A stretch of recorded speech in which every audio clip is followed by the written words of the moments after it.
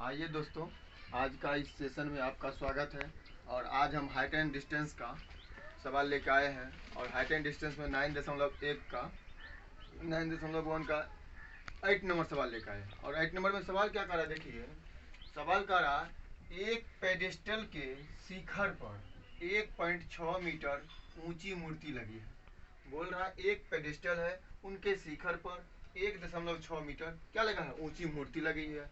भूमि के एक बिंदु से मूर्ति के शिखर का उन्नयन कोण 60 डिग्री है। भूमि जो है उनके एक बिंदु से मूर्ति के शिखर का उन्नयन कोण कितना दिया गया, 60 डिग्री। और उसी बिंदु से यानी कि भूमि के बिंदु से पेडेस्टल के शिखर का उन्नयन कोण 45 डिग्री है। तो पेडेस्टल की ऊंचाई ज्ञात करने बोल रहा है। आइए दोस्तों देखते हैं। सबसे बड़ी बात होता है इसमें फिगर बनाना। अगर आप फिगर बनाना सीख गए तो फिर सवाल बन जाता है, लेकिन फॉर्मूला याद रहना चाहिए। अब देखिए क्या बोल रहा है, एक पेडेस्टल। तो सबसे पहले हम एक पेडेस्टल ले लिए, ऐसे ये लकीर खींच लिए। और ये बीसी जो आप देख रहे हैं यहाँ फिगर में, जो बीसी देख रहे हैं, ये बीसी क्या है, पेडेस्टल है। ये बीसी क्या है, पेडेस्टल है। अब पेडेस्टल का शिखर तो ये हुआ, ऊपरी भाग शिखर कहलाता है, निचले भाग पाद कहलाता है। तो ये जो शिखर है पेडेस्टल के शिखर पर, पेडेस्टल के शिखर पर 1.6 मीटर ऊंची एक मूर्ति लगी है। 1.6 मीटर ऊंची मूर्ति लगा दिए। और ए बी, इसका नाम ए दे दिए, इसका बी, इसका सी, इसका डी। अब देखिए इनके भूमि के एक बिंदु से, तो भूमि का एक बिंदु यहाँ ले लिए, ठीक ना। उनके मूर्ति के शिखर का उन्नयन कोण। अब ए बी मूर्ति है, ए बी क्या है, मूर्ति है। अब मूर्ति के शिखर कौन हुआ, ए न हुआ, यहाँ हुआ ई। मूर्ति का शिखर ये हुआ, यहाँ से लेकर भूमि के एक बिंदु से इसका उन्नयन कोण कितना डिग्री दिया है, 60 डिग्री। कितना है, 60 डिग्री। यही भूमि के बिंदु से फिर पेडेस्टल के शिखर का उन्नयन कोण, तो पेडेस्टल का शिखर बीसी है तो बी है, इसका पेडेस्टल यहाँ है, पेडेस्टल के शिखर का शिखर ये है। अब ये शिखर का उन्नयन कोण कितना है, 45 डिग्री। देखिए मूर्ति के शिखर का उन्नयन कोण 60 डिग्री है और पेडेस्टल के शिखर का उन्नयन कोण 45 डिग्री है। तो उसके बाद क्वेश्चन हम ये फिगर बना लिए। क्वेश्चन बोल रहा है पेडेस्टल की ऊंचाई ज्ञात करनी, यानी कि बीसी ज्ञात करना। पेडेस्टल की ऊंचाई, पेडेस्टल तो यही है, इसी को माने पेडेस्टल। तो अब इसी का ऊंचाई हमको ज्ञात करनी है। अब मान लेंगे बीसी एक पेडेस्टल है, क्योंकि बीसी एक पेडेस्टल है तब ना समझेंगे हाँ बीसी एक पेडेस्टल है। और ए बी जो देख रहे हैं ये पेडेस्टल के शिखर पर 1.6 मीटर ऊंची मूर्ति है। पेडेस्टल के शिखर पर ए बी 1.6 मीटर ऊंची मूर्ति है। अब देखिए त्रिभुज बीसीडी ले लिए, काहे कि हमको बीसी निकालना है। अब बीसी पेडेस्टल की ऊंचाई है और क्वेश्चन बोल रहा है पेडेस्टल की ऊंचाई निकालने के लिए, इसलिए हम बीसी निकालेंगे। तो अब देखिए बीसी अगर लेंगे तो बीसी ऐसे थोड़ा आ जाएगा। तो देखेंगे कौन त्रिभुज आता है, बी या सी डी। तो त्रिभुज बी सी डी में, तो त्रिभुज बी सी डी में अब देखिए ई ने निकालना है। तो अब देखिए थीटा तो ये है, थीटा ये है और 45 डिग्री थीटा है ना, 45 डिग्री बीसीडी में है।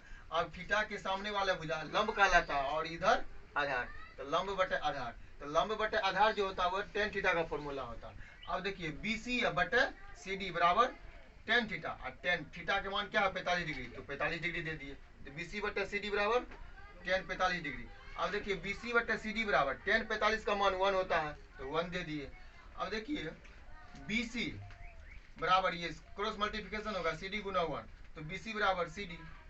अब देखिए BC बराबर CD आ गया, जितना मान BC का आया उतना ही CD का, तो BC बराबर CD आ गया। अब ये बड़ा वाला त्रिभुज लेंगे, यहाँ तो अभी मान नहीं निकला, ऊंचाई कितना होगा वह नहीं निकला, सिर्फ इसके बराबर हुआ।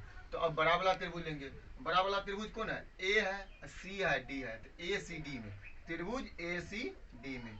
अब देखिए AC को क्या लिख सकते हैं, ये जो AC देख रहे हैं ये AC को क्या लिख सकते हैं, AB और प्लस ये BC लिख सकते हैं, लिख सकते हैं ना। तो वही लिखे AB प्लस BC।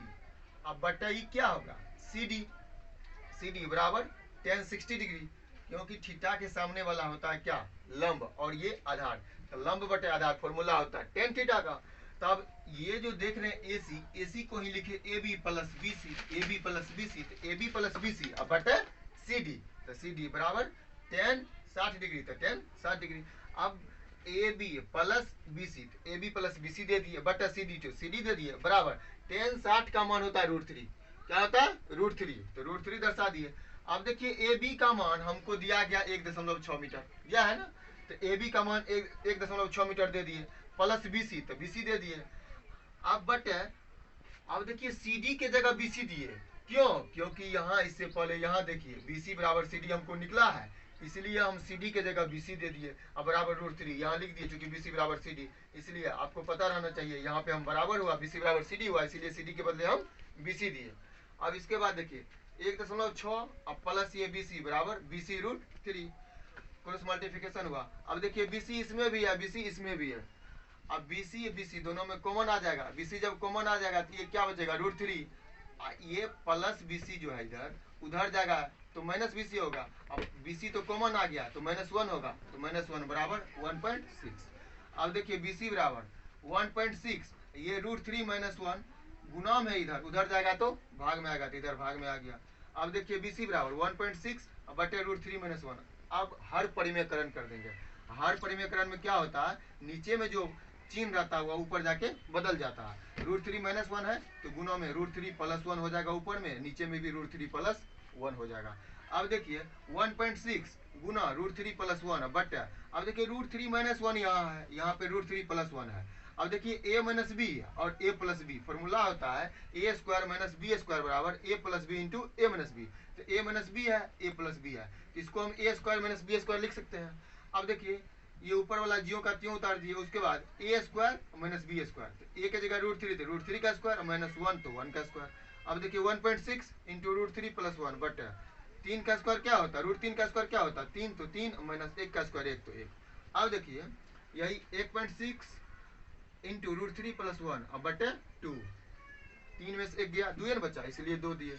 अब 2 से काट दिए 1.6, 0.8 आएगा। तो अब ये जो BC का मान निकाल रहे हैं, BC का मान कितना निकल गया 0.8 इंटू √3 + 1 मीटर। अब लिख दिए, इसलिए पेडेस्टल की ऊंचाई बराबर 0.8 √3 + 1 मीटर। आंसर ये हो गया।